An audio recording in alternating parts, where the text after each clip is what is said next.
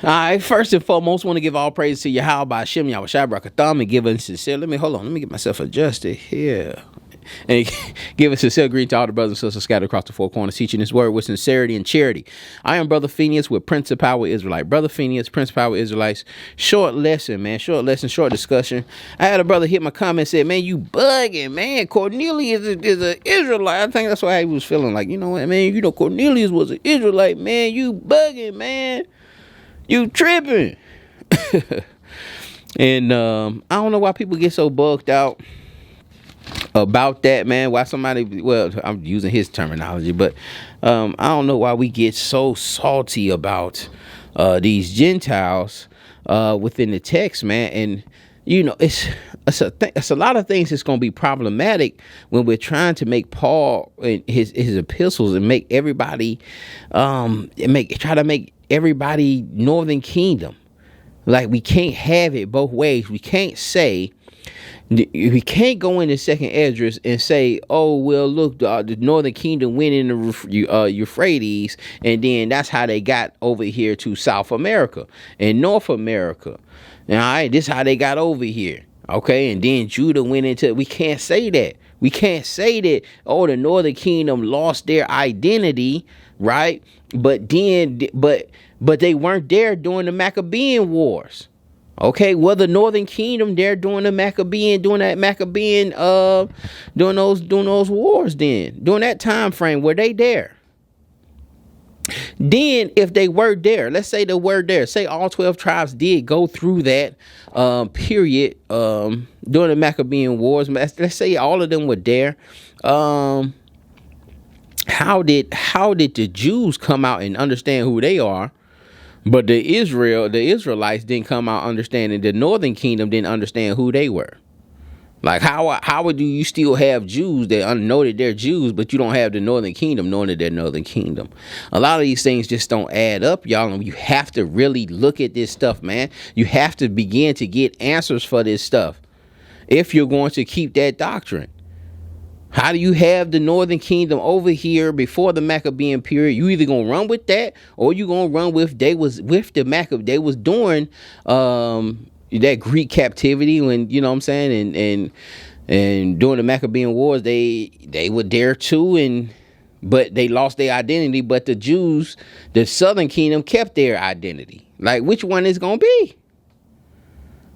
You see what I'm saying? Like, you gotta, like, and that's for those who truly understand what's going on. Like, we have to do it. Like, we gonna get, when you come up to these people and they going out here and they teaching this doctrine, they're really putting a microscope on the doctrine right now, man.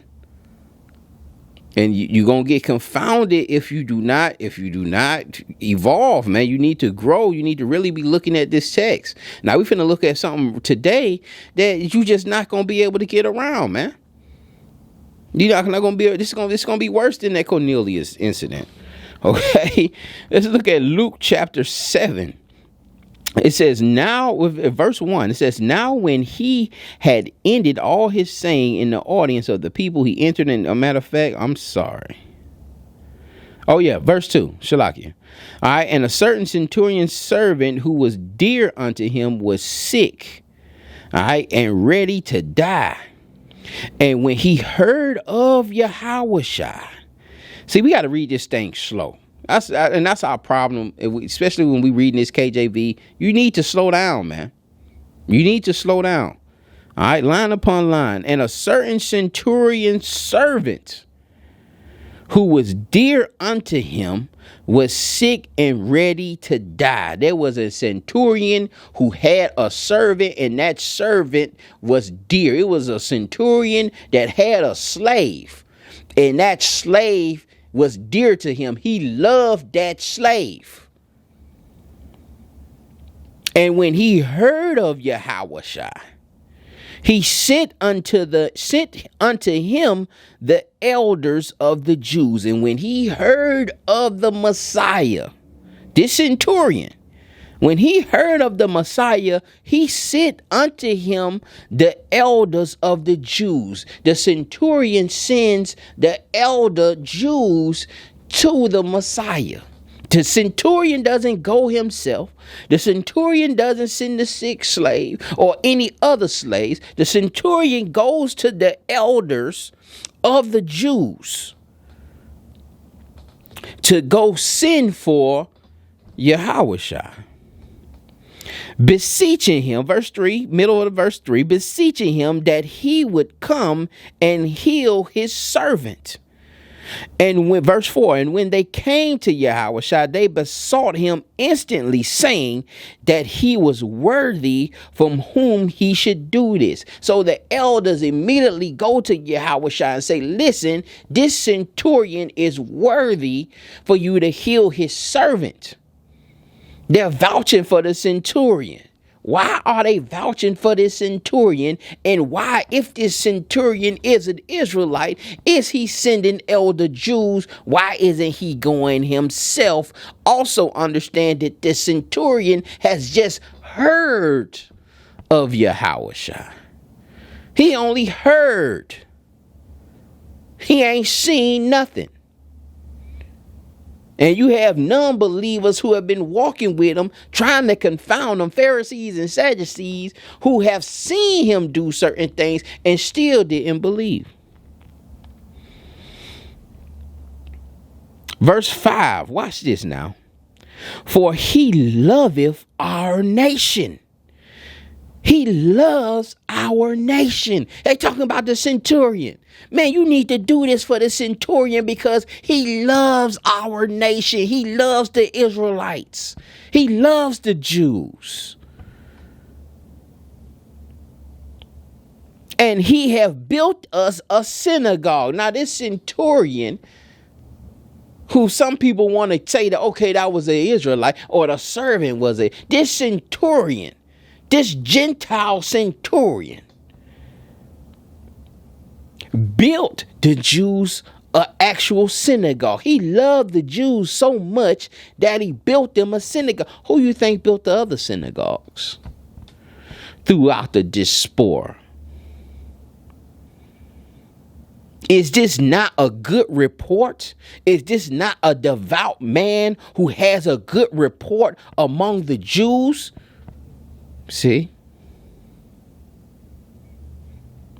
we don't have to speculate. You have the examples in the text.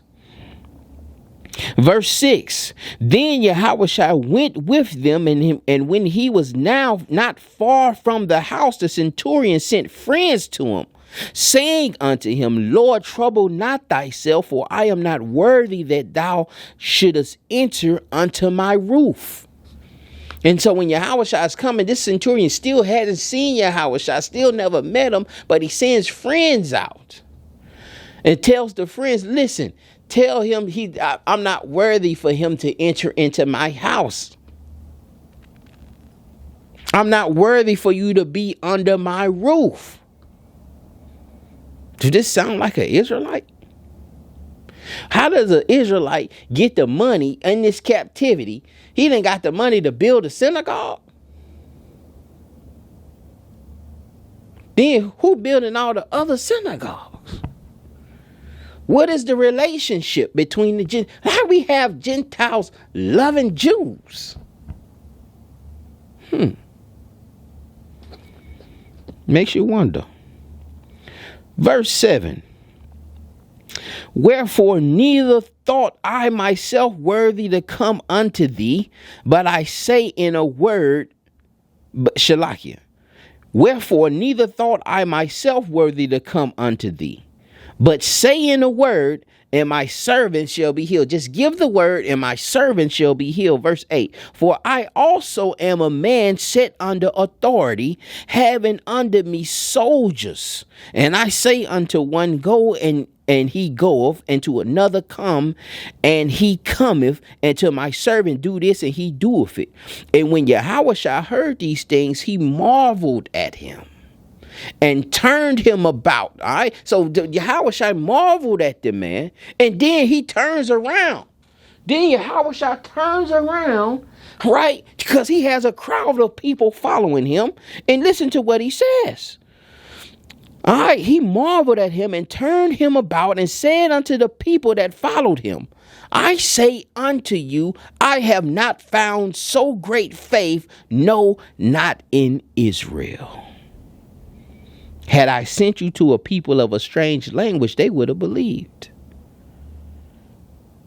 Verse 10, and they that were sent, returning to the house, found the servant whole that had been sick, and they found that servant completely healed. That was a done deal, and he had just heard. Faith come by hearing. Faith come by hearing. He had just heard, and it's Gentile. It's very few times that the Messiah actually compliments an individual. And one time you have it here, you have it another time with that Canaanite woman that was called a dog, but her faith was complimented. How many Israelites' faith were complimented? How about on the boat?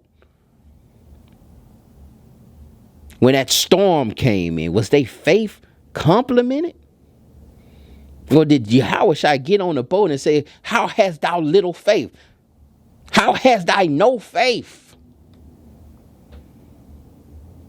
He sees the centurion and says, I have not seen